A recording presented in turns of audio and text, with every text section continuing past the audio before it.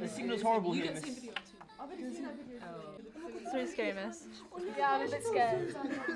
Parents are worried, children are worried, experts are worried, academics are worried. And people are concerned about scrolling, bullying, the effect on concentration, on sleep, on relationships, young people's worldview, and on the amount of time that's spent on devices.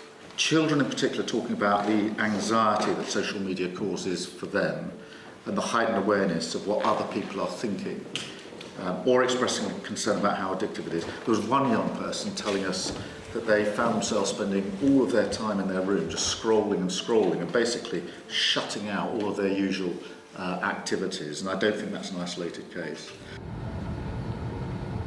That means enforcing age limits properly, not just asking kids how old they are and taking their word for it.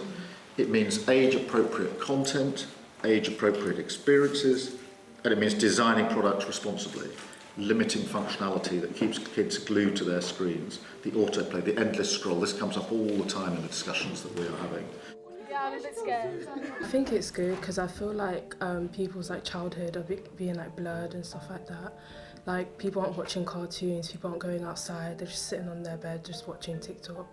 And I feel like it affects people's mental health as well. Because I feel like, especially for girls, like when you see like other girls on TikTok, like you kind of want to like look like them, and like that's like really crushing people's like self-esteem and things like that. I feel like social media is a great way to like learn about the political world, because even him talking about Gaza and Palestine, you have people in Gaza, Palestine, Sudan, documenting their lives and what they go through every day, what the mainstream media don't show. So I feel like it's a great way to actually get insight to what's going on in the world compared to mainstream media where there's censorship and they basically like block out information what they might not want the public to know. So many countries have now followed suit, but it should have never got to a ban. It should have never ever got to a ban. Now that the ban is in place, now what follows?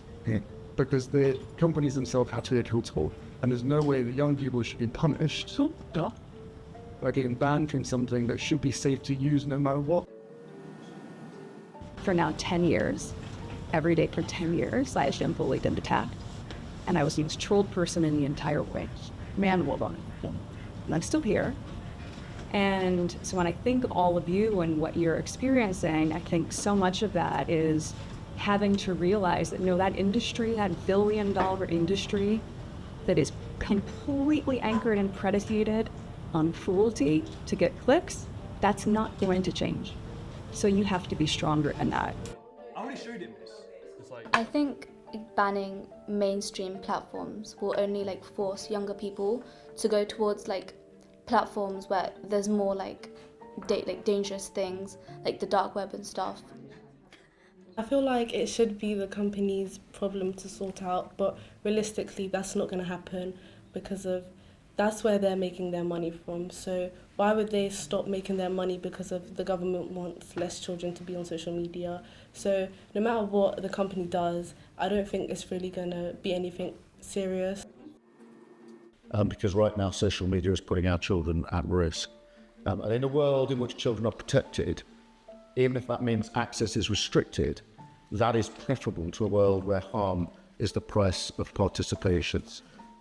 So in everything we do, we need to put children first, their safety and their protection paramount, and I'm determined we'll build a better future for our children.